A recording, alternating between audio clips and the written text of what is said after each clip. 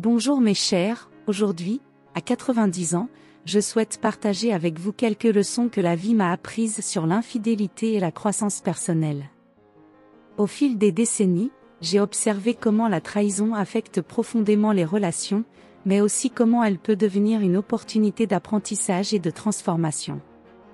Tout d'abord, j'aimerais parler de l'infidélité.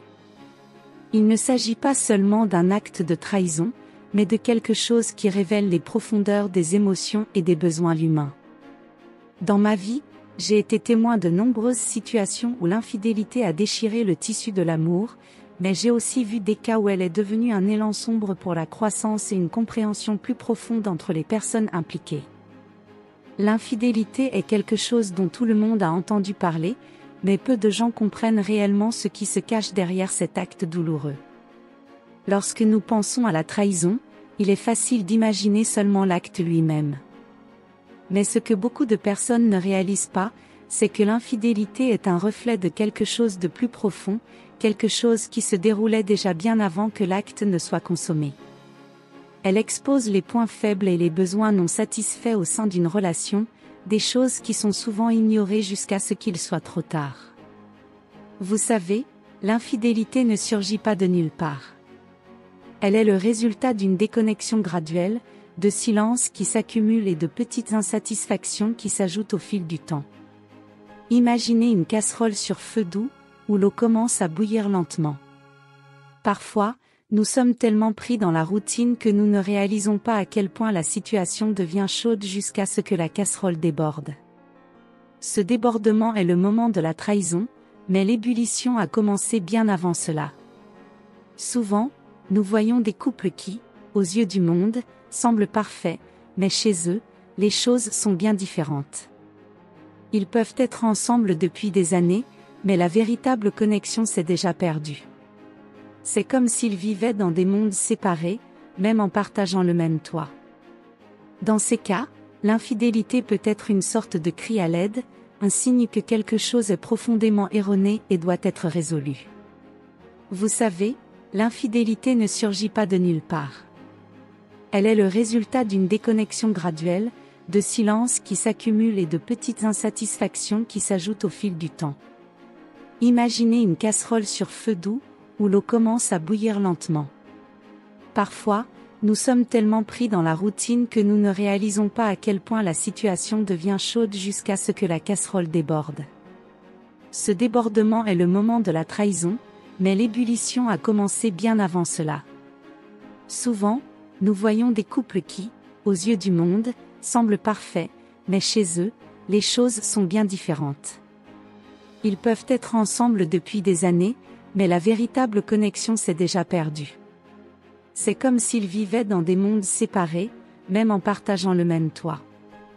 Dans ces cas, l'infidélité peut être une sorte de cri à l'aide, un signe que quelque chose est profondément erroné et doit être résolu. Un autre point important est de comprendre que l'infidélité est toujours le reflet d'un manque dans la relation.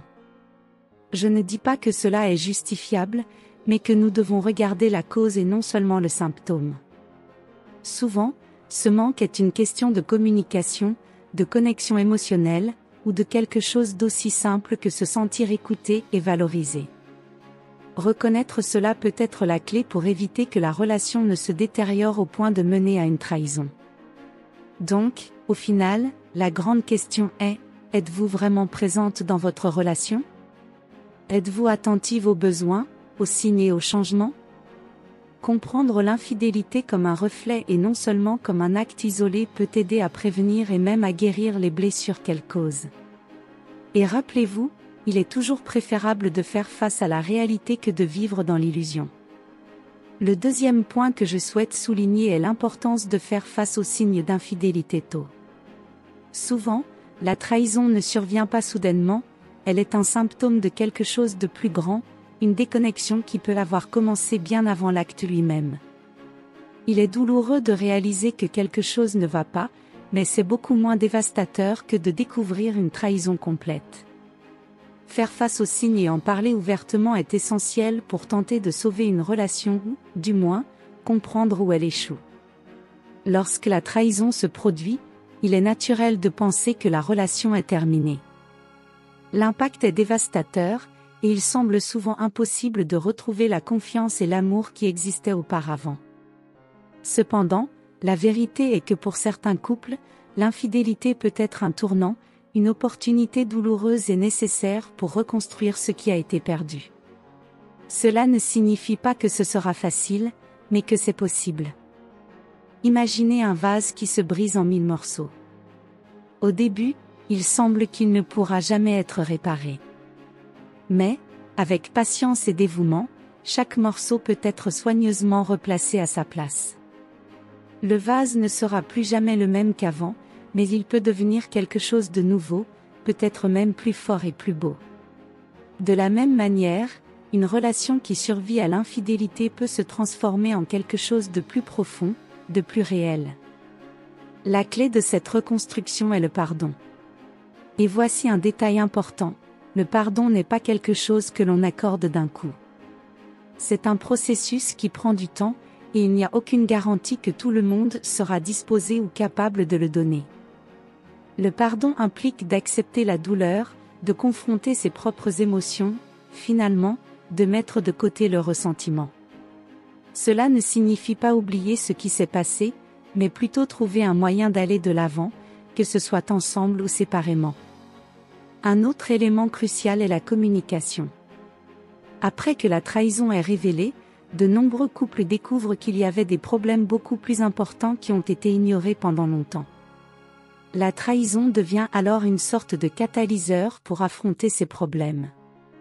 La thérapie, les conversations honnêtes et même les confrontations difficiles peuvent être nécessaires pour que le couple comprenne ce qui a mal tourné et comment reconstruire la confiance perdue.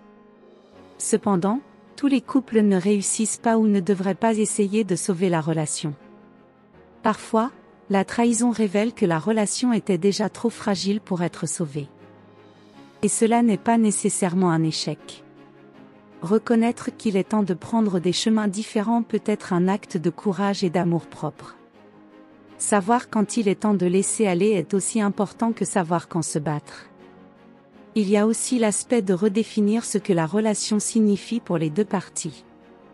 Pour certaines personnes, l'infidélité est une opportunité de redéfinir leurs attentes, d'établir de nouvelles limites et de créer une nouvelle dynamique qui fonctionne mieux pour les deux. Cela nécessite une honnêteté brutale, tant envers soi-même qu'envers le partenaire. Ce n'est pas facile, mais cela peut mener à une relation plus authentique et satisfaisante.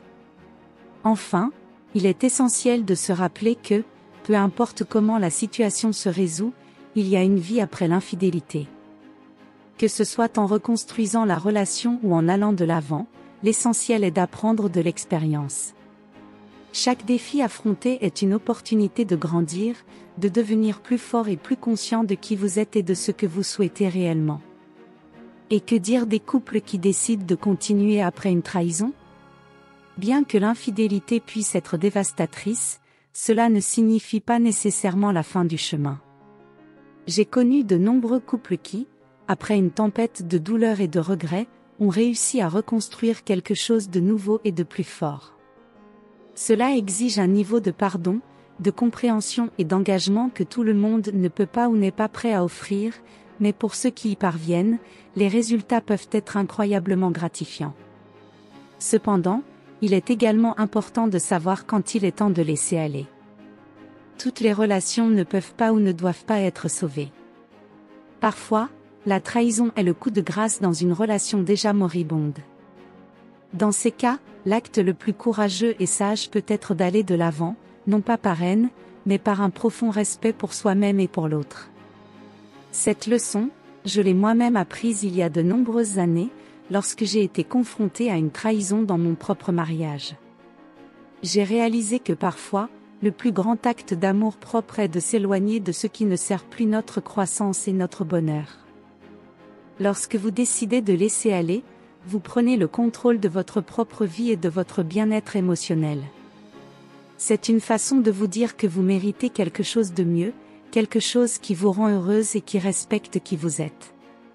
C'est un moment pour réfléchir à ce que vous voulez vraiment et avez besoin dans une relation, et pour réévaluer vos priorités et vos valeurs. Cette décision de laisser aller ouvre également la porte à de nouvelles possibilités. Parfois, nous sommes tellement concentrés sur ce que nous perdons que nous ne pouvons pas voir ce que nous pouvons gagner. Lâcher une relation qui ne fonctionne plus permet à de nouvelles opportunités de croissance et d'amour d'entrer dans votre vie. Cela peut être le début d'un nouveau chapitre qui, même s'il est encore incertain, apporte la promesse de quelque chose de plus en accord avec ce que vous méritez. De plus, laisser aller vous permet de récupérer votre énergie émotionnelle. Rester dans une relation échouée peut être épuisant, drainant votre vitalité et votre joie. En lâchant prise, vous pouvez rediriger cette énergie vers des choses qui comptent réellement pour vous, que ce soit investir dans votre propre développement personnel, passer plus de temps avec des personnes qui vous soutiennent, ou simplement prendre soin de vous de manière que vous ne pouviez pas auparavant. N'oubliez jamais que l'acte de laisser aller est un puissant rappel que la vie est pleine de recommencements. Chaque fin, aussi douloureuse soit-elle, porte en elle la graine d'un nouveau commencement. En vous permettant de lâcher prise, vous ouvrez de l'espace pour que de nouvelles expériences, personnes et opportunités entrent dans votre vie. Ainsi, ce qui semble être une fin peut en réalité être le début de quelque chose d'encore plus beau et significatif. Enfin, je veux que vous vous souveniez de l'importance de rester fidèle à vous-même. Cultiver l'estime de soi, pratiquer le pardon et comprendre que la vie est un voyage de croissance constante sont essentiels pour trouver la paix et le bonheur, même après une trahison. Ne laissez pas la douleur être vaine, utilisez-la comme une opportunité pour en apprendre davantage sur vos besoins, vos limites et vos désirs. L'infidélité peut être un enseignant cruel, mais elle peut aussi nous apprendre des leçons précieuses sur la résilience de l'esprit humain. La vie est faite de choix, et bien que nous ne puissions pas contrôler tout ce qui nous arrive, nous pouvons toujours choisir comment réagir. Optez pour l'amour plutôt que la peur, pour l'espoir plutôt que le désespoir, et pour la lumière plutôt que l'obscurité. Peu importe la longueur de la nuit, l'aube finit toujours par arriver. Que ces mots servent de guide et de réconfort pour vous. Cherchez la sagesse dans tout ce que vous faites, et rappelez-vous que la véritable sagesse n'est pas seulement entendue, mais vécue. Si mes paroles ont touché votre cœur, je vous invite à vous abonner, à partager ce message et à continuer à explorer les profondeurs de la vie et de l'âme humaine avec moi. Ensemble, nous pouvons construire une communauté de cœurs et d'esprits ouverts, prêts à grandir et à se soutenir mutuellement. Maintenant que nous avons parlé de tout cela, je veux vous laisser avec quelques mots que j'ai portés avec moi tout au long de ma vie. Vous savez, la vie n'est pas parfaite, et les choses ne se passent pas toujours comme nous le souhaiterions.